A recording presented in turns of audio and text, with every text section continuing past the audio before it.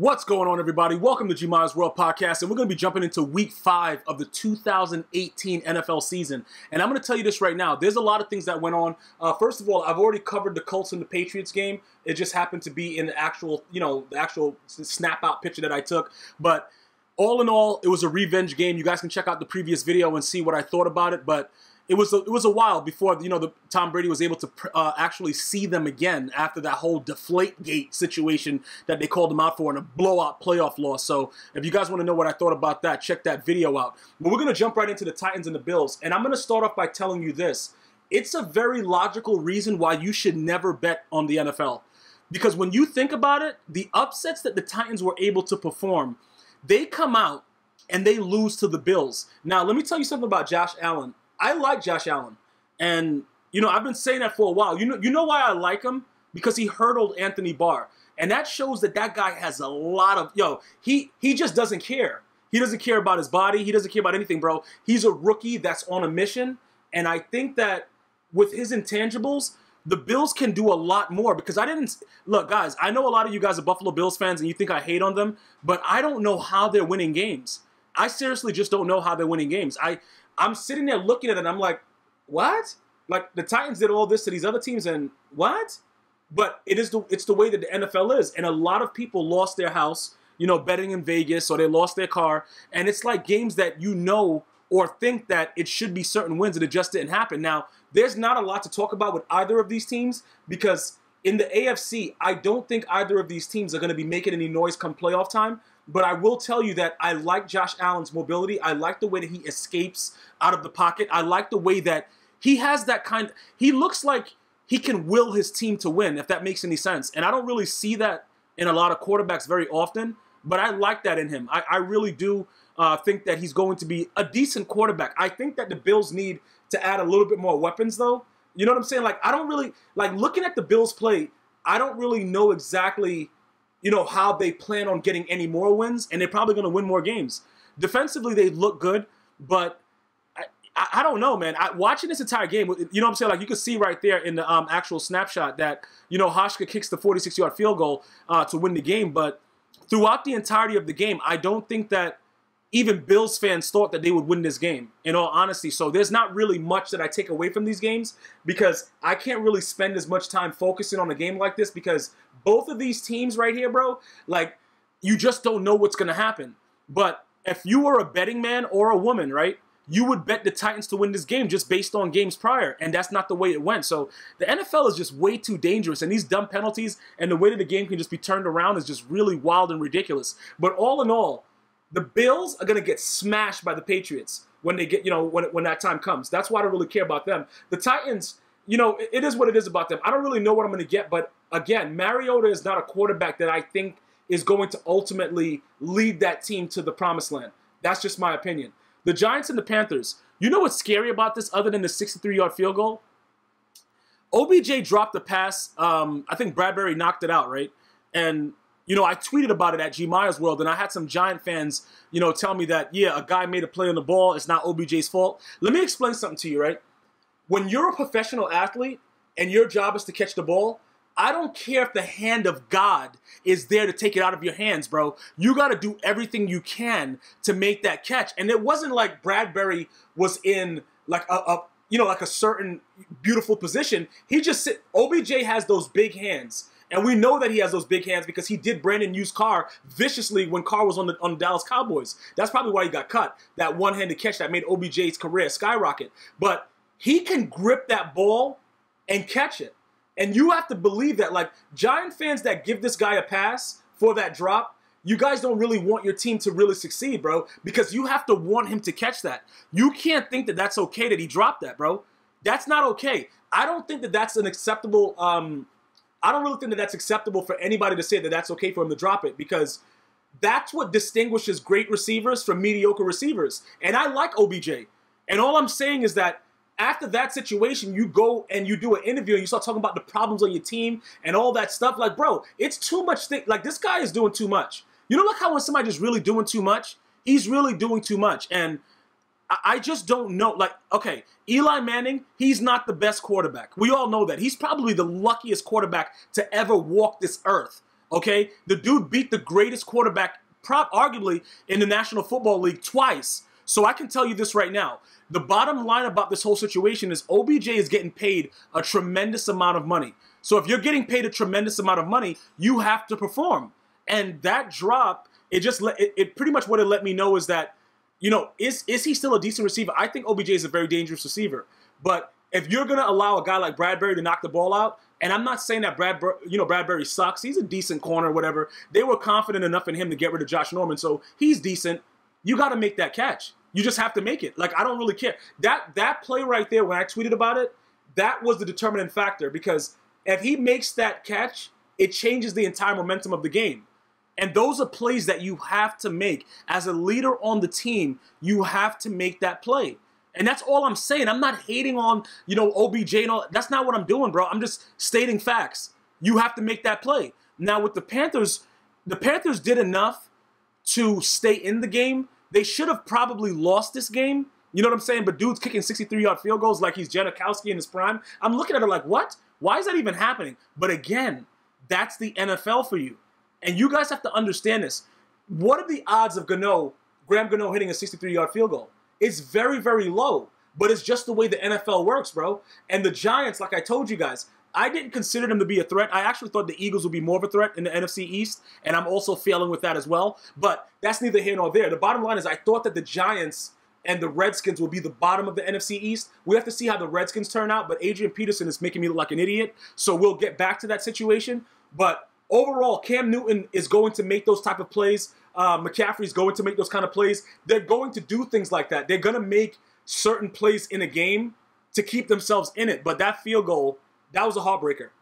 OBJ throwing touchdowns but not catching them, that's a problem too. Saquon Barkley is a stud, but again, I would have, I don't know what to say. I would have took Sam Darnold. I can't take a running back for a franchise player in this league where they have all the rules geared for the quarterback to throw for 1,000 yards every game. Why would I take a running back? And Saquon Barkley is unbelievable. You know, the first, whatever amount of games, 5 games, 100 yards from scrimmage, looks beautiful. All that stuff is great. But I would have taken a quarterback because Eli Manning, bro, that dude right there, he made some great throws in this game. He also made some really bad ones. And I don't know how to really judge his performance, but it all falls back to that one play, in my opinion. The Dolphins and the Bengals, this game was hilarious, okay, because both these teams ultimately are not going to do anything in the playoffs, neither one of them. And it was hilarious the way that the Dolphins pretty much gave the game away in a lot of aspects. Like, that touchdown to Joe Mixon, what is the defender doing? Like, what are they... Why is nobody playing any defense? See, that's what my problem is. When I look at Marvin Lewis's face, I immediately get enraged. I immediately go Super Saiyan because I don't know how that guy has managed to keep his job in the league, but this is why. He gets these unanswered wins, bro. Like, it's just weird stuff going on. He beats teams, and he goes to the playoffs, and it's very, very hard to get rid of a guy that's doing that. You know what I'm saying? At the end of the day, but, I don't really trust the Bengals come playoff time. Browns, man. Did you see that field goal? I'm going to wait for you guys to think about it. If you guys didn't see that field goal that got blocked but still went in, let me just say this. Baker Mayfield should have started, week 1, obviously. I do believe that Tyrod Taylor is a suitable quarterback in this league, but I believe he's a backup. Like, honestly, at this point, I just think he's a backup. Because you're making a rookie come out there and just show you up, bro. Like, Baker Mayfield is out there. Yeah, he's making mistakes. He's throwing a pick here and there, whatever. But he's showing this veteran up, man. Because I don't think that they win this game if Tyrod Taylor is a starting quarterback. So, like, honestly speaking about the whole situation, I'm starting to, listen, and also with Denzel Ward and all that stuff, blocking field goals, let me just tell you something, man. This Browns team is very, very dangerous, man. The only thing that I don't like about it is that they got rid of Josh Gordon. I would have allowed Josh Gordon to smoke weed and fail drug tests and keep him on the team just this year because I think that it would have helped Baker Mayfield a little bit more. But he's still managing to win games even without him. I'm very, very impressed with the Browns team right now. I don't like Hugh Jackson as the coach, but I'm very, very impressed with the team. And I think that they are playing great, even beyond the fact that their coach is terrible. Like, I think Hugh Jackson is a terrible coach. I'll debate it with you guys all day long. I do it in my barbershop. I do it at bars. Hugh Jackson is arguably the worst coach to ever play. But he was doing to coach. But he's actually... If they would have left them on the Raiders, I think the Raiders would have been a lot better than they are right now under John Gruden. But, it is what it is. But I just think that he's not a good coach. If that makes any sense. But Baker Mayfield, he's a pretty good player. The only person that's outshining him is Mahomes. You know what I'm saying? Like, Mahomes is just all over the place. Packers and the Lions. This game looks like it was supposed to be close, but it wasn't. You know why? Because the kicker sucks. That's why. Okay? Mason Crosby, he should be cut while I'm doing this podcast. Like, honestly, he missed 5. Didn't he miss an extra point? He missed 4. He missed 4 field goals, and he missed the extra point. So that differential is about 4 times 3 is 12 plus 1. Okay, so that's 13. So they would have ultimately had 36 points and won the game by 5 if this guy makes his field goals. I don't understand why NFL kickers are so terrible. I really just don't understand. But those are very, very difficult things to watch if you are a Packers fan, because the Lions tried to give this game back. Matthew Stafford was making horrible throws. He made that nice throw to Jones in the end zone because I don't know what Clinton Dix was doing. He was just probably thinking about a chick he's about to bang later tonight. I don't know what he was doing. But Matthew Stafford is a dude that he can give you a lot of good stuff and he can also give you a lot of bad stuff. And there was a lot of wild things going on in this game. And they almost allowed the Packers to come back and win this game despite Mason Crosby's disgusting performance. But that's not what this is about. Mason Crosby needs to be, like, cut from the team and never signed again. And I know it seems harsh, but just think about it. People are betting on this, right? Not only that, you're practicing. That's your only job is kick the ball. There's a lot of other kickers that are unsigned that deserve a chance. And I always believe in opportunity. If you have an opportunity, you make the most of it, God bless you. But when you have the opportunity and you do what Mason Crosby did, you don't deserve that opportunity anymore. That's 4. You didn't just miss 1. You missed 4. And you cost the Packers a game. And that's a division game. You know what I'm saying? Like, I'll be very, very surprised if that guy is still kicking for them next week. Jaguars and Chiefs. Patrick Mahomes. I told you guys this, right?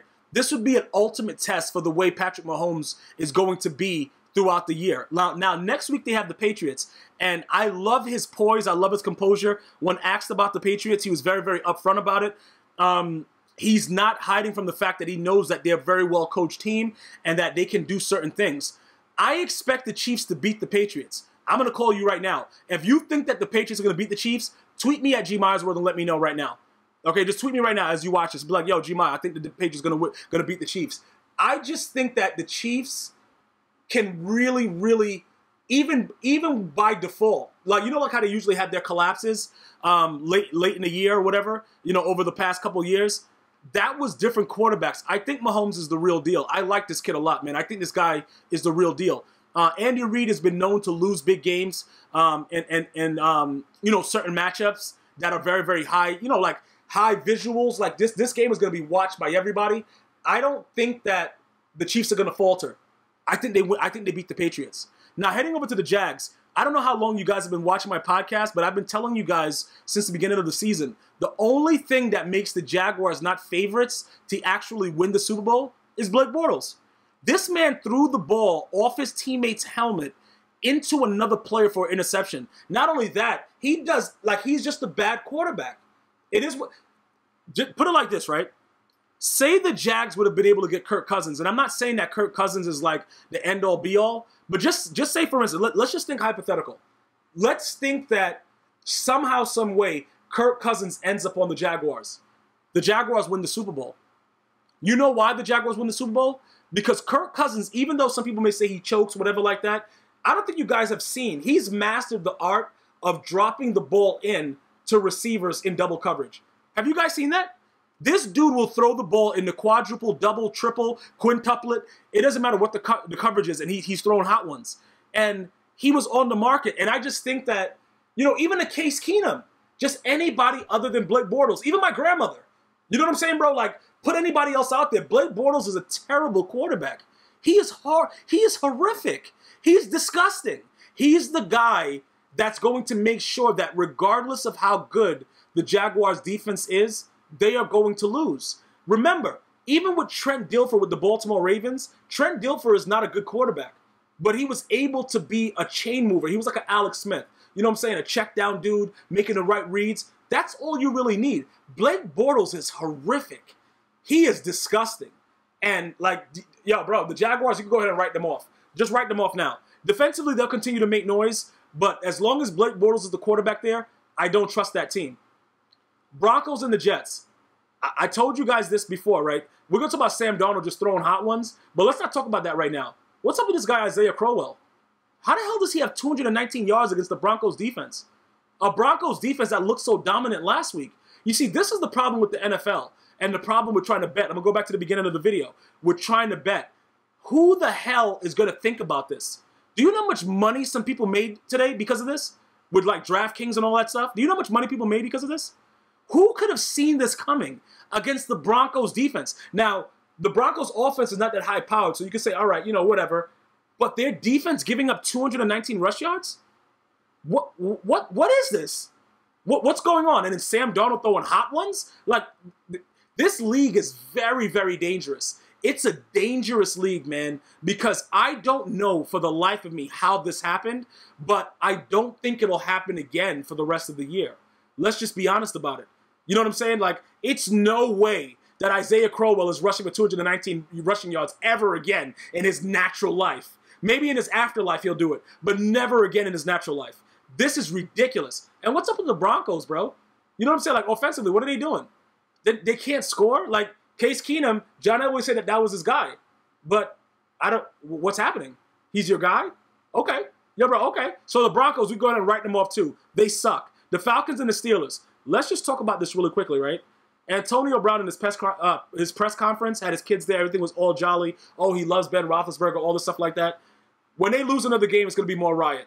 That dude is a savage, okay? The dude will record a Facebook Live. He's just a savage guy, bro, but he's uncoverable. That out route that he caught, bro, with that coverage, Juju Smith-Schuster stepping up big, the Falcons suck. They've sucked since 28-3. I don't expect them to be able to do anything until somebody is fired, namely the head coach. You know what I'm saying? Like, I'm very, very surprised that Dan Quinn kept his job after losing a Super Bowl being up 28-3. And it's sort of like the Seahawks. We're going to get to them in a second, but you have to get certain things you can't outplay anymore. You can't overcome a 28-3 comeback.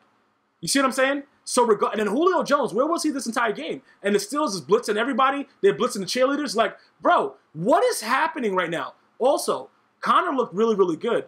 Le'Veon Bell is expected to report back to the team in the next couple of weeks, but I don't think that they even need him to play. Connor has been, you know, he's out there balling, man. 185 scrimmage yards, 2 touchdowns. Not too bad, man. Not too shabby. I got to be honest with you about it, man. But Julio Jones, man, like, he was locked up the whole first half. He was barely visible. I know a lot of you guys are probably like, yo, why did I draft this guy in my fantasy league? But you got to expect that, man. You got to expect that known receivers are going to be doubled and other players have to make plays. And Matty Ice is not really ice. He's not ice cold, bro. The dude's garbage. And it is what it is. That's just what he is. Raiders and the Chargers, right? Let me tell you something about John Gruden. He's the biggest idiot to coach since, who's the other guy that coached? Marvin Lewis? Nah. Jason Garrett? I don't know. He sucks too. I don't know. He just sucks as a coach. But that's neither here nor there. Your first job as a head coach of the Los Angeles Raiders is to cut Khalil Mack.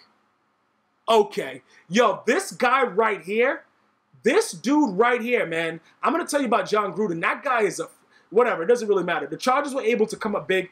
They're a dangerous team. The Chargers, I like. You know, look how I tell you guys that I don't care about the Titans or whatever, like making any noise in the playoffs. The Chargers have the potential to make a lot of noise in the playoffs. And this was the Battle of LA right here. So this is a huge game. And John Gruden goes out there and just looks like an idiot. And every time you see his face, you think of him being an idiot. Because you get rid of a guy that was probably the only reason that the Raiders were ranked in certain defensive categories all last year. That doesn't make any sense. And then now, what do? But guess what? He signed a $100 million contract, so who's going to say anything to him? Because as long as he goes in every week and that check is written out to him and he's getting paid, it doesn't matter what any of us thinks. It just hurts the fans. If you're a fan of the Raiders, you got to be disappointed because you're going to need a growing process in order to do anything. You can't come out and play like this. And then in turn, you get rid of your best defensive player. You get rid of your punter that was probably one of the energy. You know, he was like an energy force, man. You know what I'm saying? Marquette King, he brought a certain type of energy, a certain type of swag. Yeah, he's punting, but he brought energy. And you just get rid of all of that. You're an old school coach that doesn't realize that coaching in the modern era is nothing like coaching Tony Dungy's team that you took to the Super Bowl and won a Super Bowl with. Realistically, he never did anything, in my opinion, that allotted him this type of coaching, salary. It's just ridiculous, man. That's just my opinion, though. But the Chargers are dangerous. Headed to the last couple games, the Vikings and the Eagles. This game right here, it's a lot closer than it actually was supposed to be. But the Eagles made a push towards the end. Adam Thielen with 100-plus receiving yards in each of his first 5 games. That's history. That's what Randy Moss. That's what all the great. Think about any great receiver, Jerry Rice, whoever. Never been done in the modern era. The modern era. You got to go back to the '60s to see that. I'm going to point out some things about this though. Kirk Cousins made a lot of great throws, but under pressure towards the end of the game, when I thought that he would fold, he didn't. And I gotta be a man about it. I thought he was going to collapse under the pressure because that's what he usually does. He did not. He made a throw on a drag route where he was actively getting sacked, and the ball was delivered so perfectly, I didn't know what to say. I was in shock, man. I was in complete shock. I couldn't believe it. This guy is a lot better than I thought he was going to be. And I think a lot of that reason is he knew the Redskins never wanted him, and the Vikings went out of their way to actually pay him. And it means a lot to a player, no matter what. Even when I play high school, college sports, when your coach believes in you, it gives you a different type of aspect. Even as a grown man, it never changes because you're part of a team.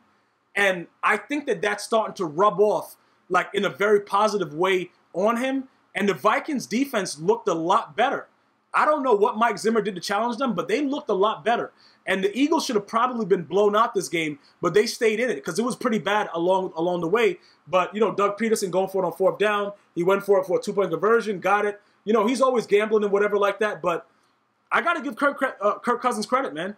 The Eagles, I didn't expect them to be 2-3 right now. I honestly did not. I'm actually in shock. But I still think that they win the NFC East, regardless of how well the Redskins are playing. I honestly believe that they're going to win the NFC East. But it's a lot to be said. That division is going to be very, very tough, like it always is. We still got to see what the Cowboys are going to do. Later today, they're playing the Houston Texans. So the Cardinals and the 49ers now. The Cardinals coach gets his first victory. The 49ers, obviously Garoppolo's out, right? So we already know what's going to happen with that. We don't expect the 49ers to do anything this year. If we're being honest about it, we could actually write the 49ers off. I understand that might be something that a lot of you guys don't want to do, but I'm going to tell you right now that it's not going to work out for them. It's not going to be a positive thing for the San Francisco 49ers. It's just not going to work. They are going to suck and stink up the joint this year. They are probably going to be the worst team in the National Football League. And it is what it is. It's nothing else that I can say about it positively. They don't look like they have the potential to do anything. It looks like they put all their cards into Garoppolo. And the backup is, he was the guy that played a couple games last year. He looked pretty good, but he's not the same thing. He's just not Garoppolo. And the Cardinals suck also, but, NFC, what is it, the NFC West? Bro, the Rams and the Seahawks are going to be taking care of that, bro. So both these teams, they're not doing anything either, anyway. So if you're a fan of either of those teams, you're just going there to wear apparel and just yell and do stuff in the stadium. You know that they're not doing anything, bro, because it's about the Rams and the Seahawks, which we're going to get to for the final game. Now, this game was very, very exciting, and I pretty much watched this game almost exclusively, and I enjoyed every single part of it. Every single part of it, man. First of all, let me just say this. Russell Wilson, I don't think he gets a lot of credit for his deep ball because, he's like 5'11", and they're like, oh, he's too short to see whatever. Oh, bro, he throws a very, very pretty deep ball, man. And the Seahawks played well enough to win. Obviously, the QB sneak at the end of the game sealed it for the Rams. But Todd Gurley is the best running back in football. And that's even if Le'Veon Bell wasn't holding out. I've always thought he was way better than Le'Veon Bell. And it's not a knock on Le'Veon Bell. I think he's a very versatile back. But I think what the Steelers are doing to Le'Veon Bell is wrong. But we'll get to that in another podcast. That's neither here nor there. But Todd Gurley, in my opinion, is the best running back in football. He can catch it. He can run it. He can block. He can do all those. He can run routes like a receiver. Very, very good. Jared Goff is really, really starting to make me think like, yo, this boy can play. Yo, he can really play. He can really play, man.